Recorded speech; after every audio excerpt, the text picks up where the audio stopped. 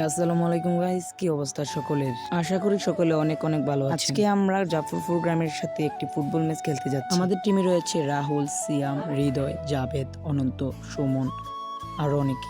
আপনারা হয়তো জানেন সব বন্ধু বান্ধবরা এক হইলে কতটুকু ফাইজলামি হয়। আবার আমার বন্ধু জুনায়েদ লাগাই দিয়েছে একটা ডিজে গান, আর আমরা তো ফাইজলামি করতে করতে চলে যেতেছি ফুটবল খেলার জন্য। আমার বন্ধু জুনায়েদ ক্যামেরাটা ধরে যে একটা বিটকে দিছে, মনে হইতেছে হে বাংলাদেশের সবচেয়ে সুদর্শন পুরুষ। তো বেশি কথা না বলে ভিডিওটা শুরু করা যাক।